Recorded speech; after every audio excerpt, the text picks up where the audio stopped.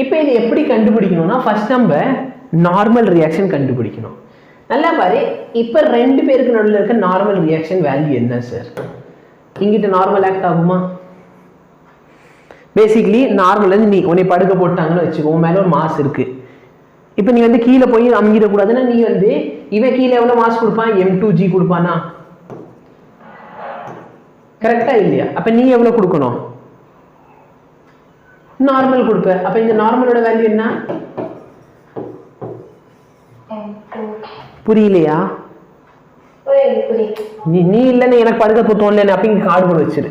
இந்த கார்ட்போர்ட் அட்டை வந்து அது தாங்கணும். அப்போ அவன் கீழே M2G கொடுக்குறான், இந்த கார்ட்போர்டு மேலே எவ்வளோ ஃபோர்ஸ் கொடுக்கணும்? M2G. அதே அளவுக்கு கொடுத்தாதான் என்ன ஆகும்? இது வந்து தாங்க பிடிக்க முடியும்.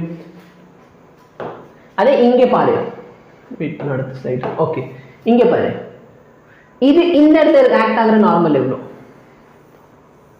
நல்லா பாரு, இப்போ M1G ஆல்ரெடி கீழே ஆக்ட் ஆகுது. கரெக்டா? இங்க இருந்து ஒரு நார்மல் மேலே ஆக்ட் ஆச்சுன்னா நார்மல் கீழே ஆக்ட் ஆகும். கரெக்டா இல்லையா? இப்போ இந்த சர்ஃபேஸ்ல இருந்து ஒரு நார்மல் மேலே ஆக்ட் ஆகுது. இது N டேஷ் வச்சுக்கலாம். அப்போ என்னோட N டேஷோட வேல்யூ பார்த்தா கீழே என்னென்ன ஃபோர்ஸ் ஆக்ட் ஆகுது? N plus M1G. கரெக்டா? என்னோட வேல்யூ என்ன பார்த்தோம் நம்ம? M2G.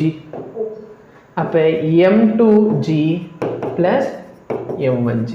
அப்போ மொத்தம் என்ன ஆயிரும்? இல்லைண்ணா, நம்ம சிம்பிள் வேர்ல்டில் என்ன சொல்லிக்கலாம்? நீ நல்லா பாரு, இங்கே தர்மோகோல் போட்டு படுத்துட்ட. அந்த தர்மோகோல் யார் யாரோட வெயிட்டில் தாங்கணும்? அப்போ ரெண்டுத்தோட M1 plus M2 into G போட்டால் வேலை முடிஞ்சா?